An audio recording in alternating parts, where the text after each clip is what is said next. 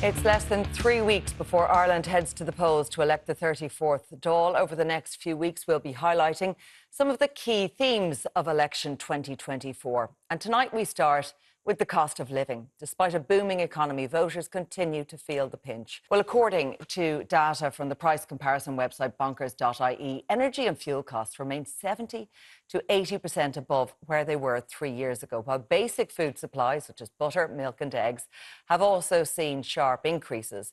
Here's a short explainer from Daragh Cassidy of bonkers.ie. Over the past, few months, we've seen inflation begin to fall.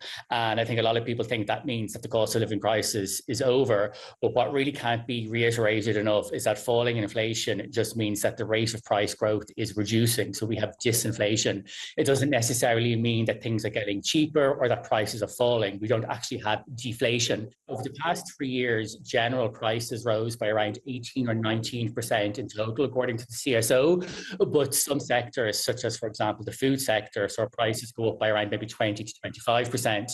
So prices have risen hugely. And of course, then we had energy prices, which more than doubled, and they still remain very, very high. And even now, even though energy prices have fallen over the past year, they've fallen by around maybe 25 to 30% in total. Electricity costs are still around 60 to 70% above where they were only a few years ago, whereas gas prices are double. So to put that into monetary terms, the average household is still spending around maybe €900 a year more for their gas and their electricity than they would have been. And then maybe to put it into monetary terms for food costs, as I said, they've gone up by around 20 to 25%. The average household will be spending around maybe 20 to €25 extra a week. And then, if you have a tracker mortgage, God knows you're probably still spending around maybe €200 to €300 more than you were only a few years ago. And variable rates, not quite so bad. They didn't go up quite so much. And then car insurance is creeping up again. That's going up now by over 10% a year. And then we've also seen as well streaming services begin to kind of, really, really increase the price. Well, here's a flavour of how the people on the street feel about the cost of living right now.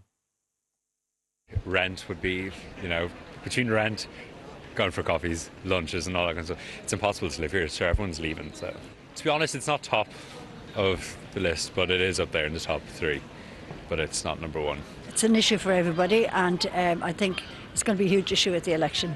Cost of living and housing, I think they're and health, they're the big ones. Well, just groceries, buying your groceries, doing your shopping, your electricity bills, your gas bills, all your utilities, all very high still.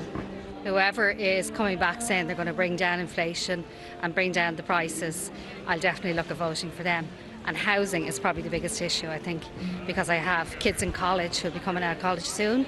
They're going to live with us forever, maybe, I don't know. So that's a huge issue. I'm still living at home, so I can't actually move anywhere yet because it's just rent is so high.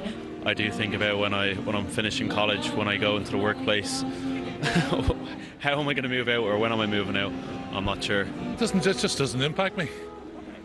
I'm just being truthful. No, I'm happy enough the way things are going. I think the government are going in the right direction.